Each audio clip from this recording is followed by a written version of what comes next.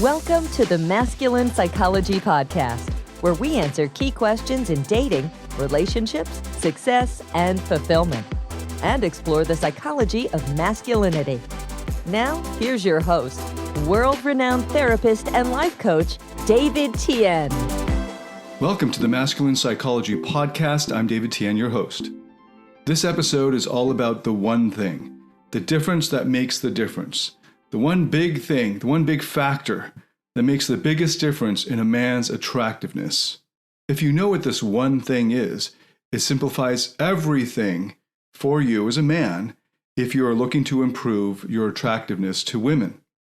And if you have this one thing, then you can be as vulnerable, as emotional, as open, honest, and authentic and transparent as you want to be. And I know this is a major issue for a lot of guys because I constantly get questions about this, about how can I be vulnerable, or should I be vulnerable and show my real emotions if I want to attract a woman? Won't showing my vulnerable emotions or my vulnerability or emotions, wouldn't that make a woman lose attraction? Will showing my vulnerable emotions make a woman lose attraction for me? If you have this one thing that I'm going to be revealing in this episode and examining and expanding on, if you've got this one thing working for you, then you can be as vulnerable as you want and you'll still be attractive to women. But if you don't have this one thing, no matter what else you've got going for you, it won't matter. You won't be attracted to women. Is that clear enough? That's how big of a deal this one thing is.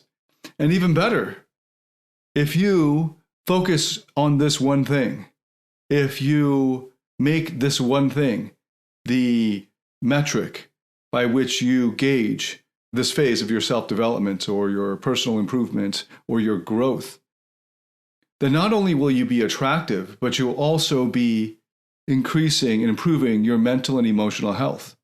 This is mentally healthy attraction that's actually good for your mental health. That as you increase your attractiveness as a man, you're also improving your mental health. Isn't that an amazing thing? You can become more sexually attractive while at the same time becoming more mentally healthy. And a big part of mental health is happiness, fulfillment, peace, calm, but also confidence, as well as feeling worthiness, and connection, a deeper connection with yourself and with others. All that's wrapped up by what I mean by mental and emotional health. So you can get all of this, which arguably, I hope if you've been following my podcast long enough, you'll realize that that's a lot more valuable than just being sexually attractive. But I know that a lot of guys who find me on the internet are first and foremost focused on the sexual attractiveness bit.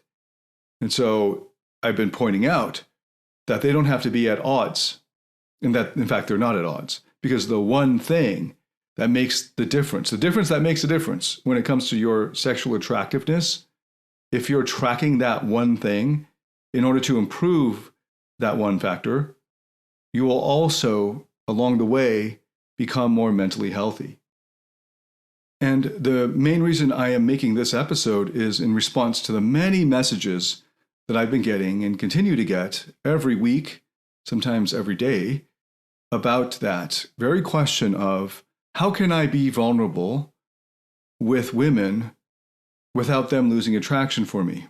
And what I'm inferring from that, the implicit assumption I detect there, the implication is that they want to be vulnerable, that there's this implicit desire to be transparent, to be themselves, to be, quote unquote, their true self, and that they're afraid that they'd have to become a false self in order to attract women. So I want to applaud that already. Like, this is actually a step forward. Back in my day, so to speak, this would have been, how long ago was this? Like 17 years ago, when I was first getting into the study of sexual attractiveness, the study of sexual attraction, and the practical experimentation of all of the various research that I came across and doing my own R&D. Back then, there was very little resistance to adopting routines or dressing a certain way or having a certain kind of vibe, or it's just basically you're looking for a manual, instruction manual for how to be attractive. And then the question isn't so much the instruction manual, it's just testing it. And you test lots of different instruction manuals that all differ in their advice. And eventually you pick one that you hopefully find one that works and works for you. And then you can just replicate the results. And of course, that leaves aside the question of authenticity. So now there are a lot of guys who are concerned about authenticity, or maybe it's just a selection bias. So the type of guys who contact me are concerned about authenticity or transparency and honesty, which I think is great. But then there's this myth that they're buying into and that they've heard online from whatever other sources, toxic sources, that say that they can't show vulnerability or even show their emotions to women without being in danger of the women losing attraction. So that's a myth that I'm going to be busting in this episode as well. So by now you probably are wondering, what's the one thing? Hopefully I've gotten your interest by leading you through the importance of the one thing. But now what's the one thing? If you've been following the podcast, you probably can guess. This is the difference that makes the difference. This is the biggest factor when it comes to a man's attractiveness to women. What is this? It's neediness and non-neediness. If you've got non-neediness, then everything else will work. If you don't have it, in other words, if you're needy, it will pollute anything else that you've got going for you. That's how important this is. And you can just simplify everything in terms of your journey to become more attractive to women. You can simplify it all down to just one metric and just focus on this one metric, and it will make all the difference, the only difference that you need to make when it comes to your attractiveness. Everything else will be largely irrelevant. It'll just all be icing on the cake. So I've got 3 big points here. And the first point is on neediness versus other attractive qualities. Neediness is the end-all be-all. If you don't have it, you're not going to have the necessary ingredient to be attractive, not for any length of time. And so if you don't have it, it'll sabotage anything else you've got going for you. But if you do have it, then everything else becomes mostly irrelevant. So that's the first point. Let me illustrate that. So you can just think of all of the attractive traits that are not neediness. So for instance, I've brought up the 5 pillar traits, the 5 main traits. And even like I'm simplifying it to 5, and I already thought that that was pretty good. But it can be simplified even further to just the 1 of non-neediness. But it's backing out, zooming out a bit to the 5.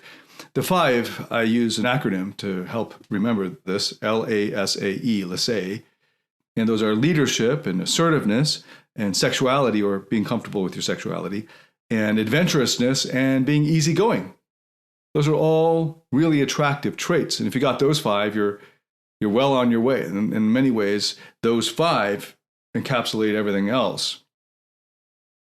But in addition to those 5, I could just rattle off another dozen or 2 dozen other sexually attractive traits in a man. So I'll just add in there and just rattle these off.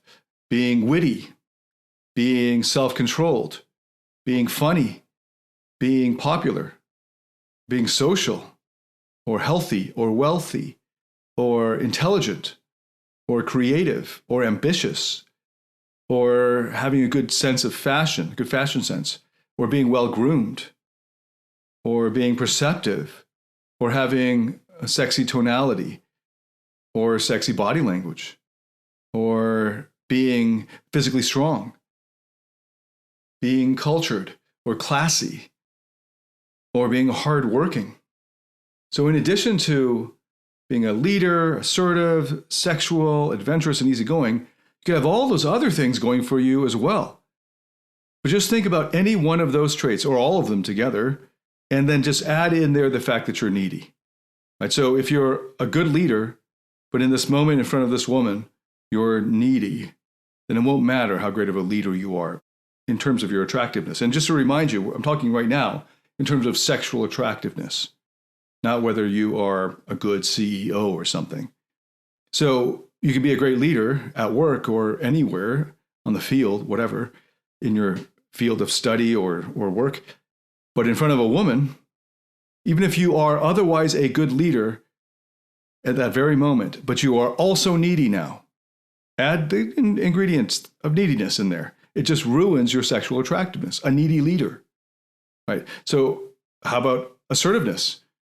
You're an assertive person, but you're also needy, right? That can come together. And so you would otherwise be assertive, but with her, you're needy. And so you can still be assertive. You can even be assertive in your neediness. And that would just tank your sexual attractiveness. Just keep running it all. You're comfortable with your sexuality, but you're also needy.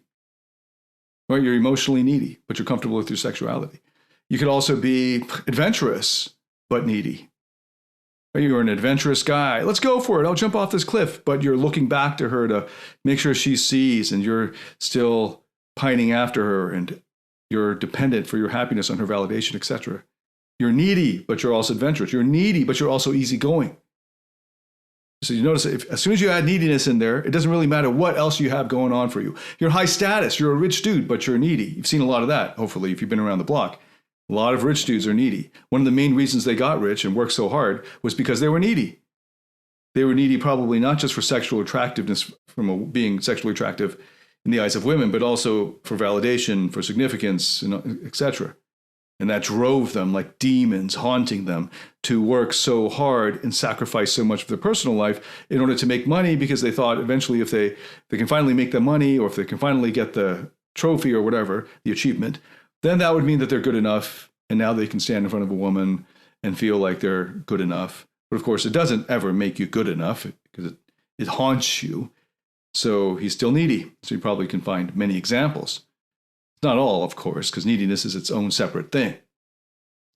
But often, neediness drives achievers to achieve. Not always, of course, and I've talked about this many times in other episodes on the achievers, the curse of the achiever and so forth, and how to achieve without neediness and to be in flow and doing something you love, doing it because you love it, etc., and excelling at it because you love it, and not having to be haunted by insecurity to drive you to achieve.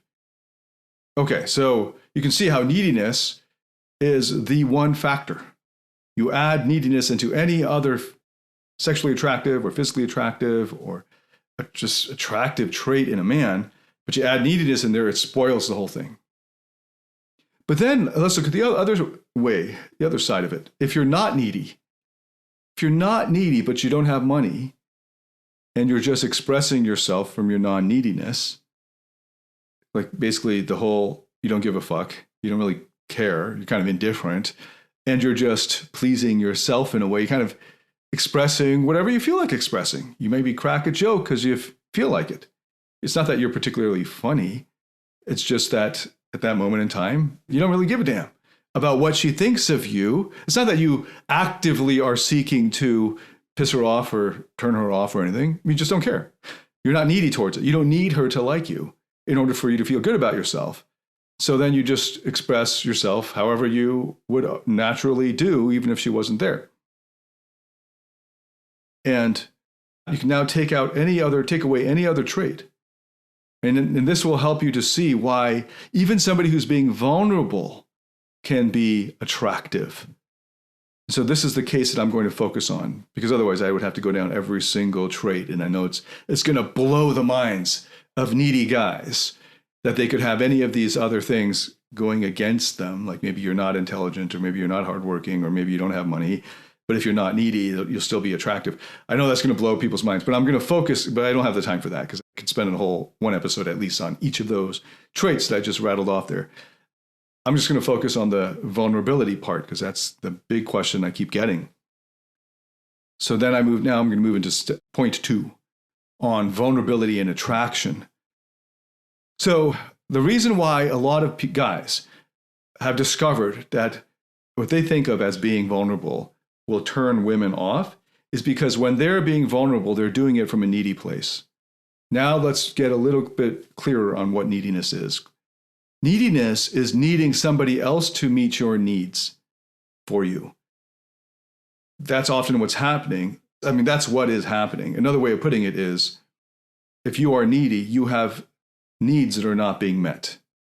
Okay, and the reason why you continue to be needy over time is because you don't know yet how to meet your own needs. And so you're waiting for somebody else, like a hot woman, or anyone really, somebody else, whether it's your mother, your buddies, the world, right, to put you on the cover of a magazine or something. You're waiting for somebody else to fulfill your needs for you because you're not able to meet your own needs at a high level. And I know this is going to blow the minds of needy guys, but this includes love and connection. If you're not able to give yourself love and connection and meet your own needs for love and connection yourself at a very high level, then you are going to continue to be needy, even if you're not aware of it in the moment, because it's not at the forefront of your consciousness. It's not, maybe you're not paying attention to it because you're, busy playing a video game. So your mind's not on the fact that you're needy. But once you're not distracted, and then it's going to be a lot more obvious that the neediness is still there because you haven't learned how to meet your own needs yet. As far as how do I do that, David, there are many steps to this, and there are many different ways of doing it that if you do them all, then that's the best way of going about it. And I have courses for this, right? And so these are therapeutic courses, the therapeutic process. And that's actually what I've been referring to all along for the past few years when I've been saying the therapeutic process for becoming more attractive. It's really about this, focusing on this one thing, meeting your own needs. And the first thing we'll do is to first identify your hierarchy of needs and the ways that you're normally going about trying to meet these needs and not meeting them at a high level, right? So you got to get an assessment. And then you can just do some reordering. And that's pretty straightforward. But then it gets deeper because then we get into your parts, your psychological parts. I've done quite a few episodes on your inner child parts, your shadow parts. So now you're getting clearer idea of the various parts of you whose needs are not being met. And then of accessing your higher self, or in IFS therapy terminology, your true self, which is the linchpin. That's the key and the required element for being able to meet all of your various parts' needs. Parts is plural for parts. Parts is plural possessive. Parts' needs are met in yourself by your higher self. And sometimes other parts can meet the needs of other parts, but to the highest level and in a guaranteed way, it's got to be through the leadership of your true self, your higher self. So that's the therapeutic process. And I've got courses on this. I do this in private therapy for my clients, and I've done a lot of podcast episodes on this. So I'm not going to dwell on the therapeutic process in this episode. I'm just pointing out there is a whole process for it to be able to meet your own needs, but just getting clarity around the fact that neediness is the result of not being able to meet your own needs at a high level consistently and frequently. Now, when most guys try to be vulnerable in front of a woman, especially on a date or when they first meet her in a bar or something, or maybe with his crush that he's been friend-zoned by, what happens is these guys from a needy place start to spill their guts and get all sad and, well, what's stereotypically considered needy. They get clingy. They get sort of shrill and demanding. What they're doing is they're showing this vulnerability and asking her to accept him. And that's what they believe vulnerability is. Right? Where their view of vulnerability is, you can hurt me right now. Here you go. Please hurt me. And so that is one way to understand the term emotional vulnerability. So if that's how you understand it, then don't do that don't do that if you want to keep her attracted or to attract her, because that is not attractive. That is literally neediness. So a lot of guys, when they're showing vulnerability, are actually showing neediness. Don't turn your partner into your therapist. This is a common nice guy maneuver, a white knight syndrome symptom, where the man is going to his female love interest to get his needs met for love, connection, and worthiness, and it's just icky for her to become basically his mom, because that's what he is doing. His inner child parts have not had their needs for connection, significance, worthiness, and love met consistently and reliably in the past. And so they're still looking for that reassurance, that security, that certainty, that connection and love and significance will keep coming. But in himself, he doesn't know how to meet that because he hasn't accessed his higher self. So what he's doing is going to women and asking them, not in so many words, but in a kind of emotional blackmail of, here, look at my sadness and vulnerability. Now meet my needs for acceptance, for security, for certainty, for worthiness. And she's not doing that because she's turned off, because he's needy. That literally is neediness. That man is needing her to meet his needs. And his quote unquote vulnerability is a baby's cry. It's a child's cry for love, connection, significance, and certainty. And he's not able to do that for himself. And so he spills his emotional guts to her. And that's what he thinks of as vulnerability. Now, that's one definition or one way to look at vulnerability, but that's needy vulnerability. That's when you're not able to meet your own needs. And so then you're emotionally blackmailing her to meet your needs. And when that doesn't happen, these guys just chuck the whole concept of vulnerability out the window and say, well, then I can never be myself with women because they won't really love me.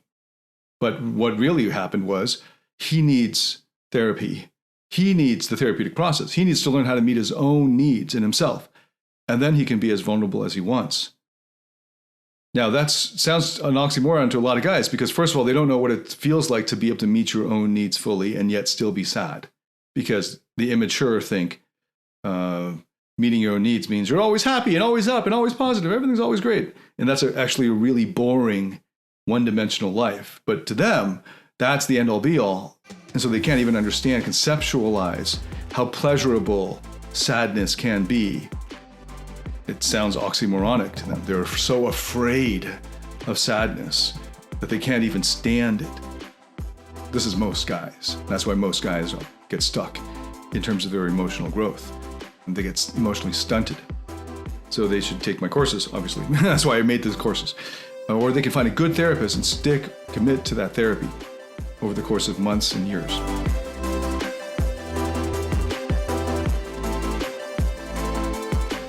Do you struggle in your interactions with women or in your intimate relationship? Are fear, shame, or neediness sabotaging your relationships or attractiveness? In my Platinum Partnership Program, you'll discover how to transform your psychological issues, improve your success with women, and uncover your true self. Get access to all my current and future online courses by applying for the Platinum Partnership today at davidtianphd.com/platinum. Okay, so the second point is that what guys mistake vulnerability for being is actually neediness. And if you're needy and vulnerable, it doesn't matter if you're actually really being vulnerable because you're needy. Neediness will destroy, sabotage everything when it comes to a man's attractiveness. However, the opposite also is true. If you're not needy, then you can be vulnerable. And in fact, if you do that, it might even be attractive and very likely will be attractive. And let me illustrate this with examples from my own life. And I've noticed that especially needy guys or white knights or nice guys like to hear and take encouragement from hearing my own vulnerabilities. So I've shared in many other videos about the time I was suicidal in, well, how many years would it have been by now? It's 9 years ago. And during that time, I was suicidal because I was coming out of being cheated on by the girl that I had been seeing in an exclusive relationship for a few years already, and in a kind of public way, like we were featured as a couple in newspapers and magazines and that sort of thing. And then having been cheated on, it was even for my narcissistic parts, well, at the time, my parts that were acting and behaving narcissistically, that was an even bigger blow, arguably the biggest blow. But of course, there was also the loss of love and connection, and then the loss of certainty, and then the blow to my significance and worthiness and so forth.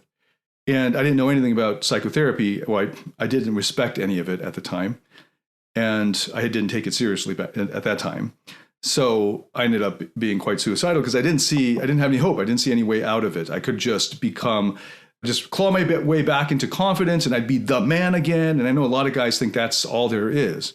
But to me, that's empty. I already had it. Don't think it's a big deal. I already had all the pleasure I wanted.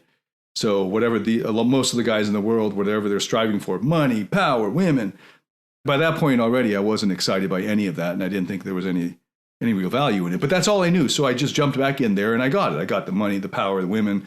I was living it up. But inside, I was empty. It felt everything was meaningless. And I felt like life was meaningless. And as a philosopher, I was literally a professor of philosophy. I was armed to the teeth with all of the arguments to prove to you that life is meaningless and that there's no moral goodness, there's no objective goodness, and so forth. So I'd be on dates with very attractive women who I just had no enthusiasm with because, well, I just didn't have enthusiasm for life. And I'd meet attractive women in bars or at parties, and I would just start talking about how I thought life was meaningless and that I felt it was empty and that I had so much love in me to give, but that I felt that there wasn't anyone that deserved that I could give it to. Right. And this was at the time when I was still just processing the fact that my, at that time, 2-3-year-old goddaughter was what, really opened up the floodgates of love flowing from me. And so I felt the love there. And like once a month or so, when I was able to meet with her during this period, it was just, that was the reason I was staying alive, really. But other than that, in between my play dates with my goddaughter, I felt that life was pretty pointless. I had friends, so I had plenty of affection and fun times and that sort of thing. I had plenty of pleasure. I had a lot of pleasure. But it was all empty. Right? It's just sort of like just gorging yourself on the best hotel buffets and just the fun and ego stroking. If you have if you're a deep person, if you're a deep thinker, you'll quickly realize how empty all of that is in the grander scheme of things and how it doesn't lead to fulfillment or abiding happiness in life. So I'd be talking about having my heart broken by my ex, how much I loved my goddaughter, how I felt life was meaningless, how much love I had to give. I'd be looking them deeply in the eyes to see if they understood me. Do you feel me? Do you get it? And there was the only time I've had any kind of enthusiasm was about, talking about my goddaughter or something. And I was in a depressed place. 29 out of 30 days on average, I would feel like, what's the point? I'd drag myself out of bed. I'd still be meditating, still be going to the gym because I had nothing else to do, really. I was still taking guys out to the clubs and coaching. I was still lecturing on philosophy, psychology, and of course, dating skills. And I had just begun my study of psychotherapy. But largely what was happening was throughout these 3 or 4 hour dates, or when I am one-on-one with a woman, I am just a sad guy. I was literally sad.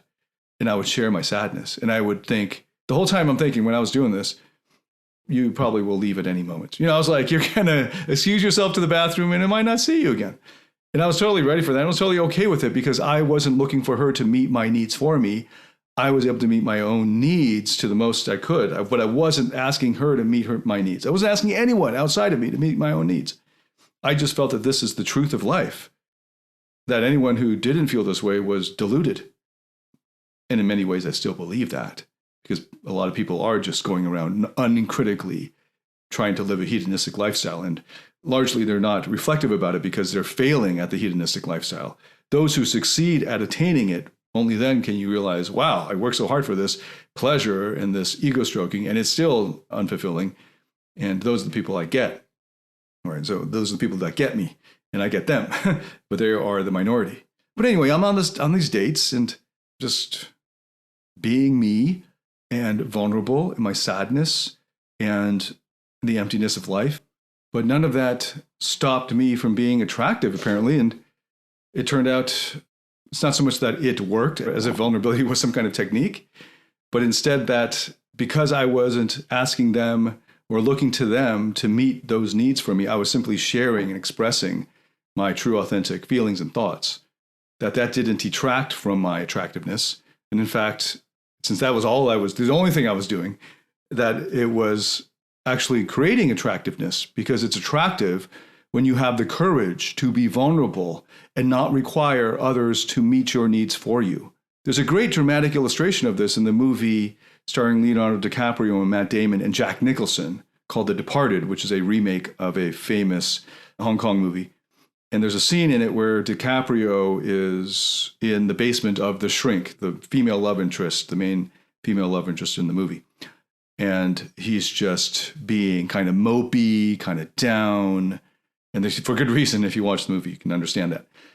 And there's not much of this. There isn't this witty banter. There isn't this charming, funny, all of that outgoing stuff that nice guys and social nerds think is what you need to be attractive. And that's what I used to think back, 17 years ago when I first started in this understanding attractiveness. But instead, he's just being himself, but he wasn't needy. He was being vulnerable, because that's actually what she said. That's the line in the movie. Is this vulnerability real? She says to him, and he kind of just, I think so, he says. And then the next scene, they hook up, like they have sex in her room, in her bedroom there. And he's just being him. It's an authentic him. That's in the movie anyway, the character in the movie. And that's a great depiction of it. I've shown this as a great contrast when I was teaching dating skills between DiCaprio character in that movie and the Matt Damon character in the movie. And the Matt Damon character in that movie is the witty, charming, funny guy, the outgoing guy, with the one-liners and all that, the comebacks. And it turns out, so that works at the beginning. It's flash, right? It gets you attention. It can create some attraction, and you can hook up. You can have sex with him. That's one way to go. It's sort of like the Vince Vaughn, stereotypical Vince Vaughn characters in the pickup type movies, like Wedding Crashers and Swingers. That works. That's one persona that can work. And there's another persona that's a vulnerability one. And that's more of like the tortured artist.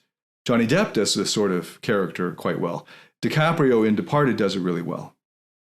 And he does it really well even in The Office with the shrink, where he kind of loses it on her because he's just being himself. And that's a different kind of vulnerability. That's a vulnerability where you're displaying anger and frustration. You're still being vulnerable because you're authentic and open. And then the vulnerability of finding her outside the office and asking her if she wants to grab a coffee or something. And so that whole thing, that whole transition, right? And then later on into her bedroom is a great illustration of a guy who didn't need her to meet his needs, and yet he was still feeling sadness or whatever vulnerable emotions that he's feeling. Now, I know some nice guys are going to be like, but that's not vulnerability. And fair enough. If you don't call that vulnerability, if your word vulnerability means neediness, then I will tell you, you're right. If vulnerability equals neediness, which is how many nice guys understand it, then vulnerability will not create attraction, for sure, because vulnerability in your definition is actually neediness. And that's the opposite of what you need to do to be attractive. That's the attraction killer. That's the one thing that will spoil and pollute any other thing you got going for you in terms of attractiveness. But vulnerability, in my understanding of it, and in the psychotherapeutic understanding of the term vulnerability, isn't about trying to make somebody else meet your needs, because that's actually mentally unhealthy. Instead, it's a separate issue about you learning to meet your own needs and yet still feeling sadness, a lack of connection. You can still, your inner child parts and any other parts are feeling the need for connection and love and significance, the need for worthiness and so forth, and maybe meaning in life, like my philosophical parts, and searching for those. And yet you are able to be with them even in their sadness. So there are plenty of times in your therapeutic journey when your inner child part is grieving over a past trauma, maybe sexual abuse as a child, or maybe a loved one who passed away early in your life, and you haven't mourned them or grieved them fully. So in the therapeutic process, you get to finally allow these parts of you to feel fully the emotions they've been repressing, that they felt like it was not okay to feel. But now, because of the presence of your higher self, it's okay for these parts to feel these emotions that were not okay before. It's okay for them now because now they're in the presence of your higher self, and your higher self can give them a big warm embrace and let it be okay for them to feel these, because your higher self can take it. It's not that now everything's hunky-dory and positive and you're always, it's like the Lego movie, right? Like everything's always positive. That's fake positivity. That's not what therapy is about. Therapy isn't just to make you all happy all the time. If that's all you want, just go to amusement parks and do drugs or whatever. And that won't ever actually work in the long run, but that's just pleasure. But if you want real healing, you have to follow sadness. And then eventually you'll find how cathartic staying with your sadness is. It's like a high. And if everything's hunky-dory in your life and you are experienced with the therapeutic process, you're going to start missing the cathartic feeling of staying with sadness, because it's a beautiful feeling. And sadness is just one of many emotions that will make you feel vulnerable. And if your higher self, or maybe the higher self of your therapist, is able to be with those parts that are feeling these vulnerable emotions, only then will they feel cathartic, because only then will they feel seen, understood, appreciated for how they're feeling and what they're going through. I mean, I'm talking about the parts in you. And then they will be able to let go of their burdens. Right? And then you'll have that lightness of being. But you've got to go through the process. And the process itself is an incredibly enjoyable process if you lean into it or if you just let it unfold. So that's the second point. Vulnerability and attraction. Depending on how you understand vulnerability, it either is neediness, right? And then, of course, it would tank your attractiveness. Or if your vulnerability is simply being with emotions that feel vulnerable, like sadness, staying with the hurt, staying with missing the loved one that you've lost, or the trauma and the abuse, or the sad things that have happened to you, and being okay to embrace your inner child and let them feel the love coming from you. Because you simultaneously are feeling courage, confidence, compassion, and love, and all of the hurt and the sadness, because there are two parts in you. Well, there's the inner child part, and then there's your higher self. So that's the second point. Vulnerability, you can be attractive while being vulnerable, depending on how you understand vulnerability, as long as you don't understand vulnerability as neediness. And then the third point being, attractiveness is different from love. Right? So in a relationship, if what you want is a love relationship and not just a hookup, and not just wanting to be sexually attractive to women, which is in itself sort of like just focusing on the opening course of a long tasting menu. Right? That's like focusing on the first pitch or the first inning. If what you want is actually a love relationship that will last over time and will deepen and grow over time, what you want is real intimacy, then in that case, attraction shouldn't be the main thing you're thinking of or optimizing for. But it's one of the elements, because in order to keep the passion going, you're going to have to be able to meet your own needs, because insofar as you're asking your wife to meet your needs for you, you're going to be not attractive. So for a relationship to succeed and be passionate over the long haul, you're going to have to be able to meet your own needs so that you can get your neediness under control for yourself. I know already that's blowing the minds of a lot of nice guys, because the whole reason nice guys think, the whole purpose of getting into a relationship for a nice guy is to get all your needs met by her, right? Your emotional needs, your physical needs, your sexual needs by somebody else. And that's actually what a baby wants. That's actually the needs of a child. The child's cries are to meet my needs for me. Mom, dad, the caregivers. And they're just, these nice guys are trying to recreate that dynamic, and they feel so empty and lonely inside until they get it. And they don't know what love is. They don't actually understand what a love relationship is. They don't understand what it would take to have a successful, intimate relationship. And what it takes is that both parties are able to meet their own needs in themselves to a high level. And I've done many episodes on this. The magical kitchen metaphor, just look up unconditional love, David Tian, you find I've done multiple seminars, episodes on this. I have a whole module on this in the Rock Solid Relationships course.